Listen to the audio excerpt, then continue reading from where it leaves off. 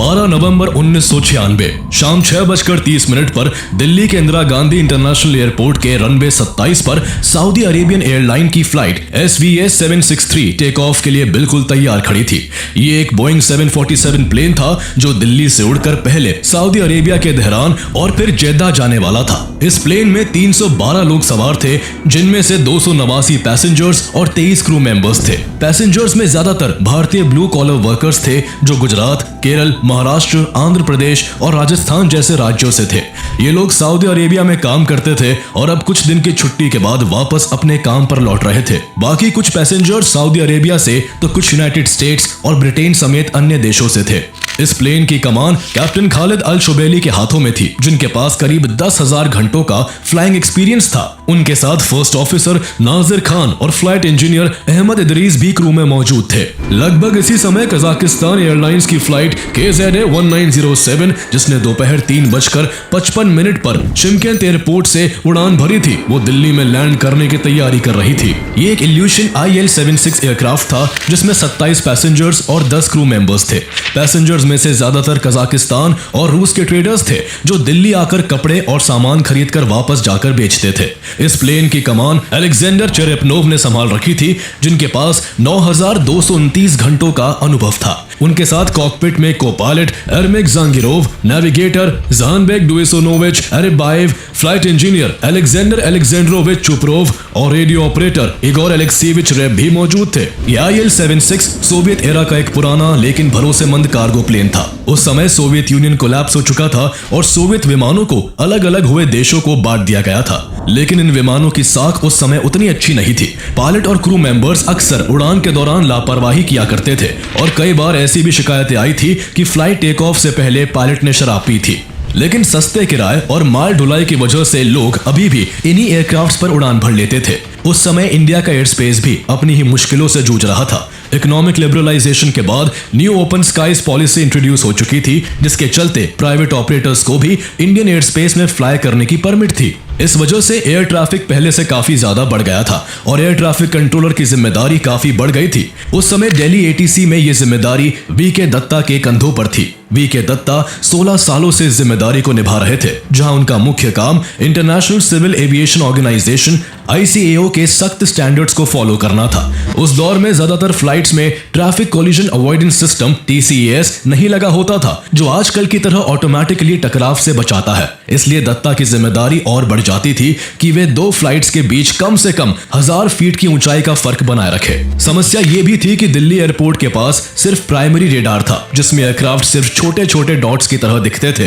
Radar उनके altitude या exact speed नहीं बताता था। इसके लिए दत्ता को पायलट्स की ओर से दिए गए रीडिंग्स पर भरोसा करना पड़ता था और हर अपडेट को हाथ से लिखना होता था। इसके अलावा दिक्कत यह थी कि भारत का एयर स्पेस उस समय एक ही नैरो एयर कॉरिडोर पर चलता था और अराइवल्स एंड डिपार्चर्स दोनों इसी रास्ते से गुजरते थे। यह सिस्टम ट्रैफिक मैनेजमेंट के लिए बनाया गया था, लेकिन पीक आवर्स में यही कॉरिडोर सबसे खतरनाक बॉटलनेक बन जाता था। उस शाम भी दिल्ली ATC में VK दत्ता कई प्लेन्स के मूवमेंट पर नजर रख रहे थे, जिनमें कजाकिस्तान एयरलाइंस की फ्लाइट KZA 1907 और सऊदीया फ्लाइट SVA 763 भी शामिल थी। जहां एक तरफ कजाकिस्तान एयरलाइंस की फ्लाइट KZA 1907 लैंडिंग की तैयारी में थी, तो वहीं दूसरी ओर ठीक 6:33 पर सऊदीया फ्लाइट SVA 763 रनवे से टेक ऑफ कर जाती है। प्लेन धीरे धीरे रफ्तार पकड़ता है और कुछ ही सेकंड्स में हवा में उड़ने लगता है। कैप्टन खालिद अल शुबैली कॉकपिट में शांत और कॉन्फिडेंट थे। टेक ऑफ स्मूथ था और प्लेन जल्द ही कुछ ही मिनटों में 10,000 फीट की ऊंचाई पर पहुंच जाता है। थोड़ी देर बाद इस प्लेन को 14,000 फीट तक की ऊंचाई पर उड़ान भरने की परमिशन भी मिल जाती है। इसके बाद कैप्टन खालिद अल शुबैली ने एक बार फिर और ऊपर जाने की परमिशन मांगी, लेकिन आसपास के ट्रैफिक को ध्यान में रखते हुए VK दत्ता ने इस बार इनकार कर दिया। पायलट खालिद अल शुबैली ने भी तुरंत कंफर्मेशन भेजा कि सऊदी फ्लाइट SVA 763 14,000 फीट पर ही बनी रहेगी। सब कुछ सामान्य लग रहा था। पैसेंजर्स रिलैक्स होकर अपनी कुर्सियों पर बैठे थे और क्रू अपनी रूटीन ड्यूटीज में लग चुका था। किसी को भी दूर दूर तक अंदाजा नहीं था कि अब से बस कुछ ही देर में आसमान में कुछ ऐसा घटने वाला है जो हमेशा के लिए सब कुछ बदल कर रख देगा। जब सऊदी अरेबियन एयरलाइंस की फ्लाइट SVA 763 14,000 फीट की ऊंचाई पर उड़ान भर रही थी, तब उसी समय कजाकिस्तान एयरलाइंस की फ्लाइट KZA 1907 दिल्ली में लैंड करने के लिए धीरे धीरे नीचे उतरने की तैयारी में थी। इस प्लेन को air traffic controller V K Datta 15,000 feet तक डिसेंड करने की इजाजत दे दी। यानी उस समय सऊदीया फ्लाइट SVA 763 और कजाकिस्तान एयरलाइंस फ्लाइट KZA 1907 के बीच 1000 फीट का सेफ वर्टिकल सेपरेशन मौजूद था। KZA 1907 दिल्ली से तब करीब 46 मील दूर थी जब दत्ता ने उसे एक और इम्पोर्टेंट मैसेज भेजा कि अगले 5 माइल्स में उसको सऊदी बोइंग 747 क्रॉस करेगा, जो अभी उससे 10 मील की दूरी पर है और 1000 फीट नीचे है। दत्ता ने सारी जरूरी जानकारी दे दी और अपने काम में लग गए। दत्ता के लिए ये रोज का काम था। पिछले 16 सालों से वो यूं ही फ्लाइट्स को इंस्ट्रक्ट करते आ रहे थे, इसलिए उन्हें सब कुछ सामान्य लग रहा था। लेकिन थोड़ी ही देर में ये सब कुछ बदलने वाला था। ATC रूम में वीके दत्ता की नजरें जब अगली बार रेडार पर गई तो उनकी आंखें फटी की फटी रह गई। उन्होंने देखा कि IL-76 और बोइंग 747 को रिप्रेजेंट करने वाली दोनों डॉट्स तेजी से एक दूसरे के करीब आ रही है। ये देख अचानक उनके दिल की धड़कनें बढ़ने लगी। उन्हें कुछ समझ नहीं आ रहा था कि क्लियर इंस्ट्रक्शन के बावजूद ये दोनों प्लेन एक दूसरे के इतने करीब कैसे आ रहे हैं। इससे पहले कि वीके दत्ता कुछ समझ पाते, दोनों ब्लिप्स एक बिंदु में मर्ज हो गए और रेडार स्क्रीन पर अचानक एक खालीपन छा गया। उन्होंने कई बार दोनों विमानों से संपर्क साधने की कोशिश की, लेकिन अब काफी देर हो चुकी थी। 6:40 पर वो दोनों प्लेन एक दूसरे से हवा में टकरा चुके थे। कजाक वाले प्लेन IL-76 का लेफ्ट विंग और उसका वर्टिकल स्टेबलाइजर सीधा सऊदी के बोइंग 747 के बाएं विंग से टकराया और फिर बोइंग का लेफ्ट इंजन, विंग का हिस्सा और पूरा लेफ्ट सेक्शन एक झटके में टूटकर उड़ गया। IL-76 का लेफ्ट विंग भी टूट गया और उसका टेल स्टेबलाइज रखने वाला हिस्सा पूरी तरह खत्म हो गया। दोनों प्लेन अब कंट्रोल से बाहर हो चुके थे। बोइंग 747 में हाइड्रोलिक सिस्टम फेल हो गया था। कैप्टन खालिद और उनके क्रू ने आखिरी कोशिश की कि प्लेन को किसी तरह कंट्रोल करे, लेकिन वो नामुमकिन था। कॉकपिट वॉइस रिकॉर्डर में उनकी आखिरी चीखें रिकॉर्ड हुई। We are hit. प्लेन अब तेजी से स्पिन कर रहा था और तेजी से जमीन की ओर गिर रहा था। दूसरी ओर कजाकिस्तान का IL-76 भी अपने टूटे हुए विंग की वजह से एक तरफ झुक गया और तेजी से नीचे की ओर गिरने लगा। हवा में टकराने के कुछ ही सेकंड बाद सऊदी का बोइंग 747 हरियाणा के चरखी दादरी के पास एक खेत में जा गिरा। जमीन से टकराते ही उसमें मौजूद 1 लाख लीटर से ज्यादा फ्यूल ने उसे आग का गोला बना दिया। चारों तरफ धुएं का गुब्बार था और आग की लपटें सैकड़ों फीट ऊपर तक उठ रही थी। कुछ सेकंड बाद कजाकिस्तान का IL-76 भी उसी इलाके में कुछ किलोमीटर दूर एक अन्य खेत में गिरा और उसका मलबा भी आग में बदल गया। एक ही झटके में दोनों विमानों में सवार सभी 349 लोगों की जान चली गई। कुछ देर पहले जो यात्री नए सपने लेकर प्लेन में सवार हुए थे, वो अब खामोश मिट्टी की तरह जमीन पर पड़े थे। जमीन पर बिखरे जले हुए मलबे, शरीर के हिस्से और खामोशी का मंजर ऐसा था कि वो किसी को भी सुन्न कर दे। कुछ शव इतनी बुरी तरह जले थे कि उनकी पहचान भी मुश्किल थी। ये दुनिया का अब तक का सबसे भयानक मिड एयर कोलिजन था और भारत की एविएशन हिस्ट्री में एक ऐसा काला अध्याय था जिसने सभी को झकझोर कर रख दिया। लेकिन सबसे बड़ा सवाल यह था कि आखिर ऐसा हुआ कैसे? दो एडवांस प्लेन, अनुभवी पायलट्स और साफ ATC इंस्ट्रक्शंस होने के बावजूद ये टक्कर आखिर क्यों हुई? यहाँ आखिर गलती किसकी थी? सऊदीया फ्लाइट SVA 763 की, कजाकिस्तान एयरलाइंस की फ्लाइट KZA 1907 की, या फिर air traffic controller V K Datta? Charkhi Dadri के आसमान में जिस समय ये दोनों प्लेन आपस में टकराए, ठीक उसी वक्त वहां से इस्लामाबाद से दिल्ली आ रहा एक अमेरिकी वायुसेना का प्लेन गुजर रहा था। इसके पायलट कैप्टन टिमोथी प्लेस ने वहां एक नारंगी बादल को जलते हुए देखा। उन्होंने अपने को पायलट से कहा कि शायद कोई रॉकेट लॉन्च हुआ है या बिजली कड़की है, जिसकी वजह से अचानक आसमान में ये रोशनी दिखाई दी है। लेकिन कुछ सेकंड बाद ही उन्हें आसमान में आग की 2 अलग अलग धाराएं दिखाई दी जो जमीन की ओर तेजी से नीचे गिर रही थी। उन्हें जल्द ही एहसास हो गया कि ये कोई रॉकेट या बिजली की चमक नहीं है, बल्कि उन्होंने एक भयानक दुर्घटना देखी है। उन्होंने तुरंत रेडियो पर दिल्ली ATC में वीके दत्ता को सूचना दी कि उन्होंने दिल्ली के नजदीक आसमान में 2 विशाल आग के गोले देखे हैं। दत्ता को जिस बात का डर था वो कड़वे सच की तरह उनके सामने आ गई। दत्ता अब समझ चुके थे कि वो दोनों प्लेन हादसे का शिकार हो गए हैं। हादसे की खबर जैसे ही दिल्ली तक पहुंची, पूरे एयरपोर्ट पर सन्नाटा छा गया। एयरपोर्ट पर सभी उड़ानें तुरंत रोक दी गई। भारतीय वायुसेना, पुलिस और स्थानीय प्रशासन की टीमें तुरंत चरखी दादरी के लिए रवाना हो गई। लेकिन वहां पहुंचकर भी कुछ किया नहीं जा सकता था। आग इतनी भयानक थी कि घंटों तक उस पर काबू नहीं पाया जा सका। मलबा करीब 10 किलोमीटर के दायरे में फैला हुआ हुआ था। कई घंटों की मशक्कत के बाद आखिरकार आग पर काबू पाया गया। सऊदी का प्लेन टेक ऑफ करने के महज 8 से 9 मिनट बाद ही आसमान में दूसरे प्लेन से टकराकर जमीन पर तबाह हो गया था। इतने कम वक्त में इतनी बड़ी त्रासदी ने न सिर्फ भारत बल्कि पूरी दुनिया को हिलाकर रख दिया। चरखी दादरी, जो एक छोटा सा शहर था, रातों रात दुनिया के नक्शे पर चर्चाओं में आ गया। लेकिन ये वो पहचान थी जो किसी को नहीं चाहिए थी। हादसे के ठीक बाद चरखी दादरी का इलाका एक बैटलफील्ड जैसा दिख रहा था। 2 जायंट प्लेन्स का मलबा, जलते हुए मेटल पीसेस, फटे हुए सीटों के रिमेन्स और चारों ओर बिखरे हुए सामान, ये सब मिलकर एक ऐसी तस्वीर बना रहे थे जिसे देखकर किसी की भी रूह कांप जाए। हादसे के बाद जहां कई लोकल लोगों ने प्लेन क्रैश के लोगों को बचाने की नाकाम कोशिश कर अस्पताल पहुंचाया, तो वहीं कुछ लालची लोगों ने इंसानियत को शर्मसार करने वाला काम किया। उन्होंने मरने वालों के गहने, पैसे, घड़ी और कीमती सामान चोरी कर लिए। चारों तरफ पुलिस के सायरन की आवाजें दूर तक गूंज रही थी, लेकिन अस्पताल पहुंचकर भी कुछ बचाने को नहीं बचा था। दोनों विमानों में सवार सभी 349 लोग मारे जा चुके थे। घटना के बाद सऊदी अरेबिया और कजाकिस्तान के दूतावासों में हड़कंप मच गया। दोनों देशों के अधिकारी तुरंत दिल्ली के लिए रवाना हुए। भारत सरकार ने हाई लेवल मीटिंग बुलाई और तत्कालीन प्रधानमंत्री HD देवेगौड़ा ने खुद इस मामले की निगरानी शुरू कर दी। लेकिन धर्म के ठेकेदार इस भयानक घटना पर भी राजनीति करने से नहीं चूके। इस बात को लेकर विवाद छिड़ गया कि जिन जले शवों की पहचान नहीं हो सकती थी, उन शवों का अंतिम संस्कार हिंदू रीति रिवाज से किया जाए या दफनाकर मुस्लिम रिवाज से किया जाए। आखिरकार कई घंटों की बातचीत के बाद यह तय हुआ कि जितने शवों की पहचान नहीं हो पाई है, धर्म के आधार पर उनके रेशों के हिसाब से इन शवों का बंटवारा किया जाएगा। कुल मिलाकर जिन 76 मुस्लिमों, 15 हिंदुओं और 3 ईसाइयों के शवों की पहचान नहीं हो सकी थी या जिनके शरीर के केवल कुछ अंग ही मिले थे, उनका धर्म के आधार पर अंतिम संस्कार किया गया। यहाँ भी इंसानियत धर्म और राजनीति के आगे हार गई। हादसे के बाद अब इन्वेस्टिगेशन की बारी थी, जिसे लीड करने की जिम्मेदारी directorate general of civil aviation DGCA के डेप्यूटी डायरेक्टर KPS नायर को सौंपी गई। उनका पहला काम दोनों प्लेन के ब्लैक बॉक्स ढूंढना था, जिनमें मौजूद कॉकपिट वॉइस रिकॉर्डर CVR और फ्लाइट डेटा रिकॉर्डर FDR की मदद से दुर्घटना के कारणों का पता लगाया जा सकता था। CVR में किसी भी प्लेन हादसे के पहले की बातचीत और घटनाओं की रिकॉर्डिंग होती है, वही FDR से ऊंचाई, स्पीड, फ्लाइट पाथ और इंजन पावर वगैरह का पता लगता है। बहुत कोशिशों के बाद आखिरकार 13 नवंबर की शाम तक दोनों ब्लैक बॉक्स मिल पाए, लेकिन ब्लैक बॉक्स मिलने के बाद भी उनकी जांच और डिकोडिंग भारत में नहीं हो सकी, क्योंकि उस समय भारत के पास ब्लैक बॉक्स के कॉम्प्लेक्स डेटा का एक्यूरेसी और रिलायबिलिटी के साथ एनालिसिस करने के लिए जरूरी एडवांस टेक्नोलॉजी,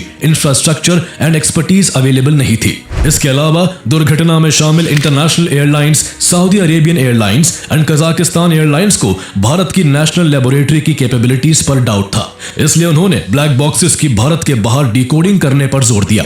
ऐसे में सऊदी एयरलाइंस के प्लेन का ब्लैक बॉक्स इंग्लैंड के फार्नबोरो में और कजाकिस्तान एयरलाइंस के प्लेन का ब्लैक बॉक्स रूस के मॉस्को में डिकोड किया गया, ताकि इंटरनेशनल स्टैंडर्ड्स के तहत इंडिपेंडेंटली जांच पूरी की जा सके। जहां ब्लैक बॉक्सेस जांच के लिए देश से बाहर जा चुके थे, तो वही इधर भारत में भी इस हादसे को लेकर जोर शोर से जांच की जा रही थी। DGCA में नॉर्थ रीजन की एयर सेफ्टी के इंचार्ज AK चोपड़ा ने इस घटना के बाद एक अजीब बात नोट की।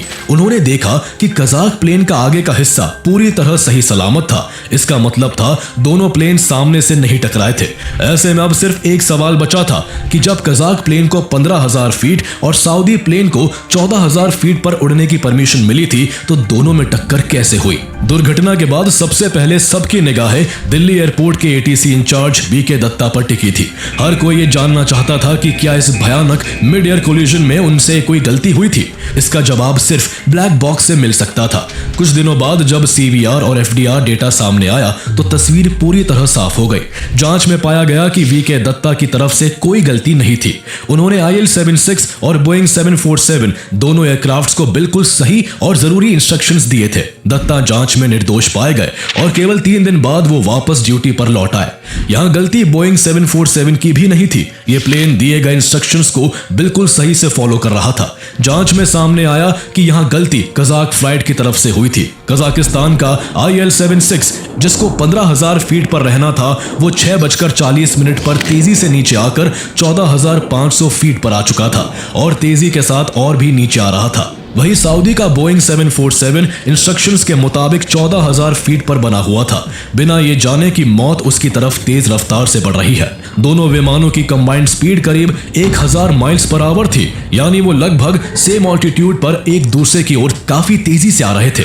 ये सब कजाक क्रू के कंफ्यूजन के कारण हुआ था। दरअसल IL-76 जो कि एक सोवियत एरा एयरक्राफ्ट था, उसकी क्रू स्ट्रक्चर भी सोवियत स्टाइल थी, जहां कैप्टन, नेविगेटर और रेडियो ऑपरेटर अलग अलग रोल्स में काम करते थे और हायरार्की बहुत रिजिड होती थी।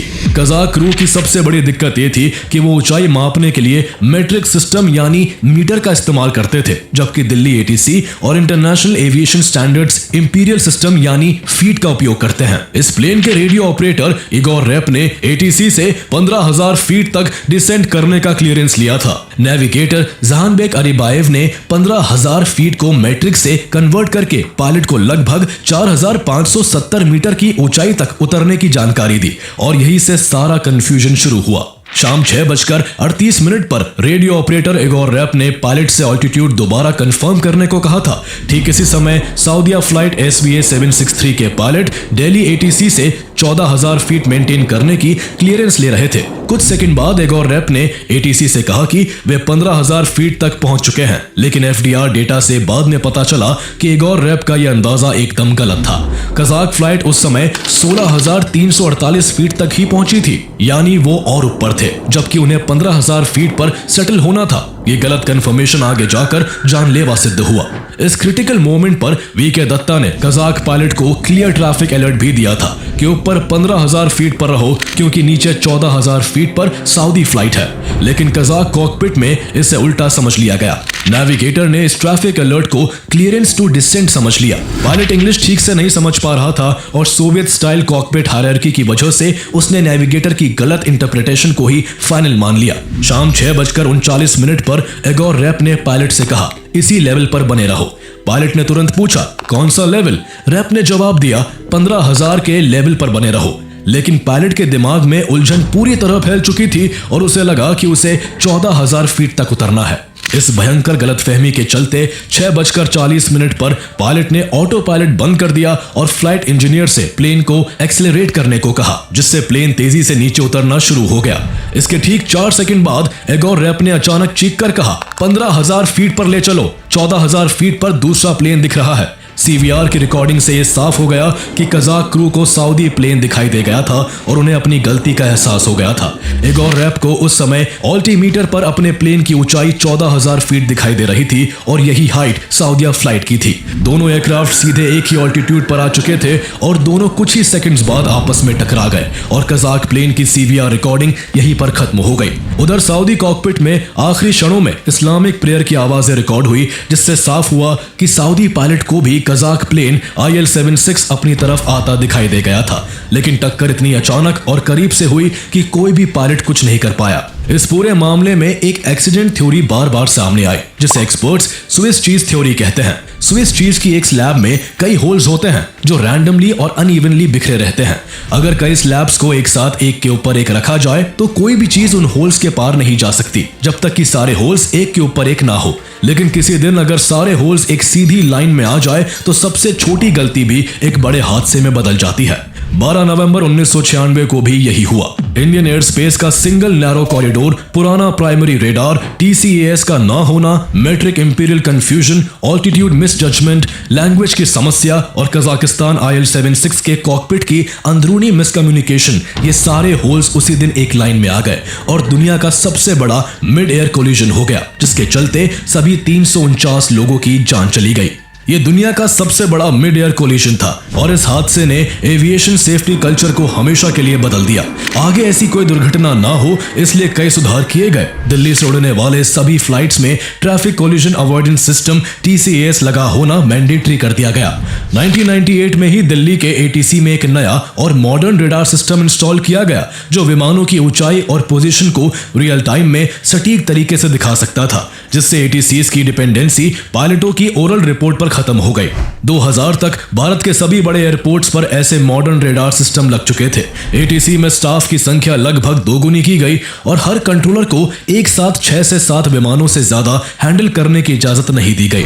ट्रेनिंग प्रोग्राम को पूरी तरह से अपडेट किया गया और सिम्युलेटर बेस्ड ट्रेनिंग मैंडेटरी कर दी गई। वही एयरफोर्स से फ्लाइट कॉरिडोर का एक और हिस्सा लेकर लैंडिंग और टेक ऑफ के लिए अलग पाथवेज तय किए गए ताकि प्लेन एक दूसरे के रास्ते को ना काटे। पायलट्स के लिए अंग्रेजी की बाध्यता सबसे इंपॉर्टेंट रिफॉर्म्स में से एक थी, क्योंकि इस दुर्घटना का एक बड़ा कारण लैंग्वेज की वजह से हुआ कंफ्यूजन था। 1999 में director general of civil aviation DGCA ने नियम बनाया कि कोई भी इंटरनेशनल फ्लाइट ऑपरेट करने वाला पायलट ICAO इंग्लिश लेवल 4 से कम स्कोर नहीं ला सकता। कजाकिस्तान और अन्य पूर्व सोवियत देशों की एयरलाइंस को भी इस नियम को मानना पड़ा और भारत में भी सभी पायलट्स के लिए हर 3 साल में इंग्लिश प्रोफिशिएंसी टेस्ट देना मैंडेटरी कर दिया गया। तकनीकी सख्ती के तहत 2000 तक सभी कमर्शियल एयरक्राफ्ट्स में TCAS-2 मैंडेटरी कर दिया गया, जिससे पुराने IL-76 जैसे विमानों को या तो अपग्रेड करना पड़ा या उन्हें भारत में उड़ान भरने की इजाजत नहीं मिली। इसके अलावा बेहतर रेडार और TCAS की तैयारी पूरी होने के बाद reduce vertical separation minimum RVSM को भी भारत में लागू कर दिया गया। इन सभी टेक्निकल एंड ऑपरेशनल इंप्रूवमेंट से भी बड़ा सुधार एविएशन सेफ्टी के कल्चर में आया। चरखी दादरी के बाद भारत ने जस्ट कल्चर को अपनाया। इसका मतलब था कि गलतियां होने पर सजा से पहले सुधार पर फोकस किया जाए और ATC एंड पायलट्स को बिना डर के गलतियां रिपोर्ट करने की छूट दी गई, जिससे एक confidential human factors reporting system शुरू किया गया, जिसमें कोई भी व्यक्ति बिना नाम बताए सुरक्षा से जुड़े मुद्दे रिपोर्ट कर सकता था।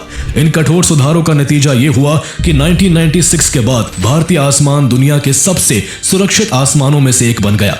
इसके बाद इंडिया में मिड एयर कोलिजन की कोई और घटना फिर कभी नहीं हुई और आज दिल्ली का ATC दुनिया के सबसे मॉडर्न और स्किल्ड सिस्टम्स में शुमार है, जहां भारतीय पायलट्स की अंग्रेजी और ट्रेनिंग की तारीफ होती है। हालांकि जिन लोगों ने इस हादसे में अपनी जान गंवाई थी, उनके लिए न्याय का सफर उतना आसान नहीं रहा। सऊदी अरेबियन एयरलाइंस ने तो हर मृतक के परिवार को करीब 7 लाख रुपए का मुआवजा दिया, लेकिन कजाक एयरलाइंस दुर्भाग्य से दिवालिया हो चुकी थी और उसके पास देने को कुछ नहीं बचा। सऊदी फ्लाइट SVA 763 का टेक ऑफ वीडियो आज भी अवेलेबल है, जब दिल्ली से उसने उड़ान भरी, इस बात से पूरी तरह अनजान कि कुछ ही मिनट बाद वह आग का गोला बन जाएगा। वो आखिरी उड़ान का वीडियो देखकर आज भी रोंगटे खड़े हो जाते हैं। चरखी दादरी की घटना हमेशा के लिए एक सबक बन गई, जिसको 349 जिंदगियों की कीमत पर सीखा गया। अगर आपको इस कहानी ने झकझोर दिया